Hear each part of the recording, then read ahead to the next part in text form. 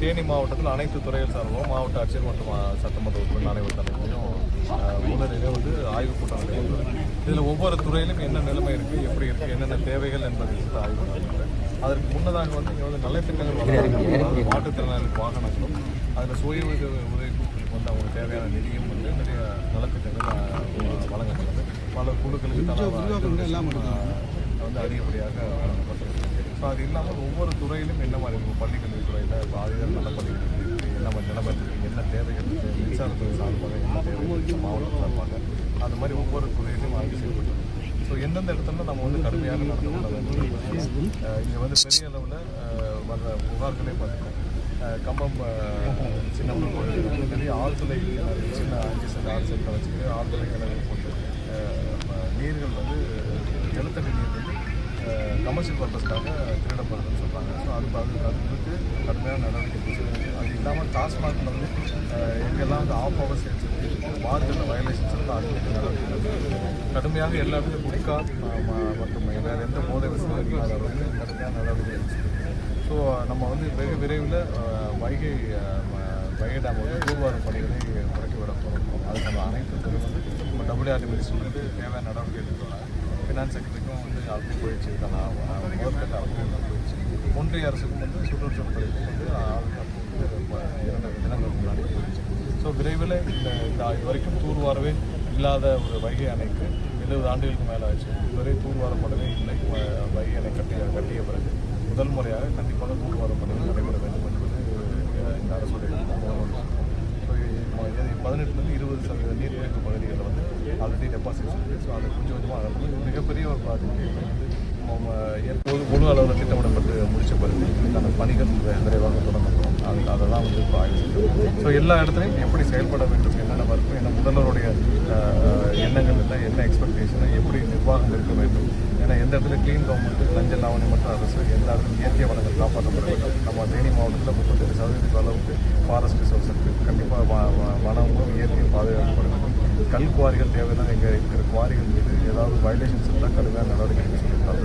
அதற்கான ஆய்வு பணிகள் போயிட்டு. ஸோ அதிகமான கல்குவாரிகள் இருக்குது. நிறைய ஃபாரஸ்ட் இருக்குது, இயற்கை வளங்கள் இருக்கிற பகுதியில் எங்கெல்லாம் வந்து இப்போ கல்குவாரிகள் வயலேஷன்ஸ் இருக்கோ அதை வந்து ஆய்வு செய்து நடவடிக்கை எடுக்க சொல்லி அந்த துறையும் அந்த ஆய்வு வந்து என்னுடைய வைக்கிறாங்க. ஸோ கண்டிப்பாக மாவட்ட அளவிலான ஆய்வு கூட்டம் நடைபெற்றது. ஒவ்வொரு மாதமும் இதே மாதிரி ஆய்வு கூட்டம் நம்ம மாவட்டத்துக்கு தேவையான நல விஷயங்களை பல கொடுப்பதற்காக முதல்வர்களும் பேசி மட்டத்துறை அமைச்சர்களும் பேசி இந்த ஆய்வு நடைபெறுவது சிறப்பாக நடந்தது. வைகை அணையோடைய நீராதாரம் ஒரு இஷ்யூ இருக்கு. இப்போ 142 அடி வந்து தேக்கக்கூடிய உச்சநீதிமன்ற உத்தரவு இருக்கு. இதுல வந்து 152 அடி உயர்த்தணுன்ற ஒரு கனவு இந்த தேனி மாவட்ட மக்களின் முக்கியமான கனவா இருக்கு. இப்போ இதுல வந்து என்னன்னா நீர்மட்டம் குறைவா இருக்கிறதுனால இந்த கம்பம் பள்ளத்தாக்கு பகுதியில் இப்போ முதல் போக சாகுபடியே இப்போ ஜூன் 1st வீக்ல வந்து துவங்க முடியாத ஒரு சூழல் இருக்கு. இப்போ 20% அளவுக்காக நம்ம டெபாசிட் இருக்குன்னா நம்ம அதை வந்து தூர்வாரும் பணிகள் வந்து பிரதானமான முக்கியம். அதுக்கு அடுத்தடுத்து நம்ம வந்து எவ்வளோ தூரம் வந்து மற்ற இடத்துல இந்த நீர்களை கொண்டு போய் சேர்க்கணும், வேறு இடத்துல வந்து நம்ம கூட்டம் போட்டு பயன்படுத்த அந்தந்த பணிகள்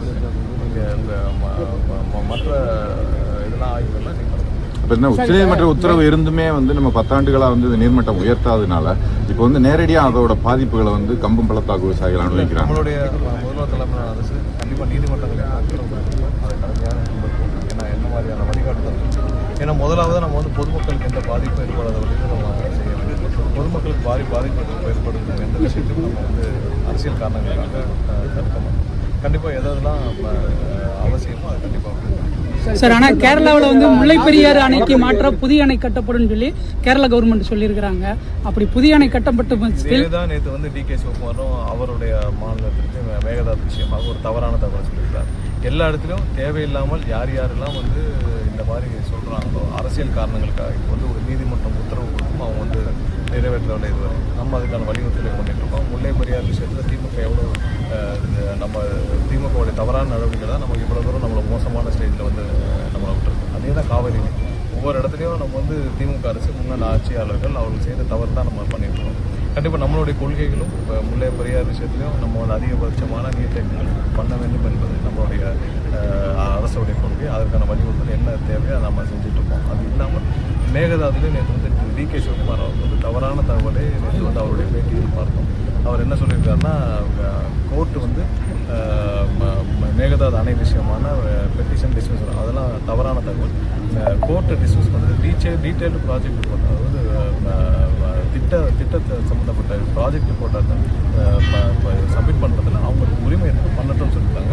இன்னும் அவருக்கு அந்த ப்ராஜெக்ட் அனுமதி தரவில்லை. கண்டிப்பாக அந்த ப்ராஜெக்ட் அனுமதி தராத அளவுக்கு நம்மளுடைய நடவடிக்கைகள் அனைத்து சட்டப்பூர்வ நடவடிக்கைகளும் மேகதாது விஷயத்திலும் சரி, முல்லை பெரியாறு விஷயத்திலும் சரி கடுமையான ஒரு நடவடிக்கை. நம்ம உச்சநீதிமன்றம் என்ன சொல்லியிருக்காங்களோ அதில் தான் நம்மளுடைய கொள்கையும் சரி, நம்மளுடைய முடிவுகளும் சரி, நீர்த்தேக்கத்தில் நம்ம அதை வலியுறுத்திட்டு இருக்கோம். முந்தைய ஆட்சியாளர்கள் செய்யாத இந்த விஷயங்கள் அனைத்து விஷயத்திலும் நம்ம ஆட்சிகள் செய்யும். நம்ம கடுமையாக நடந்துக்கணும். எந்த இடத்துலையும் நம்ம வந்து காம்ப்ரமைஸ் பண்ணுவோம். நம்ம கடுமையாக நடந்துக்கணும்.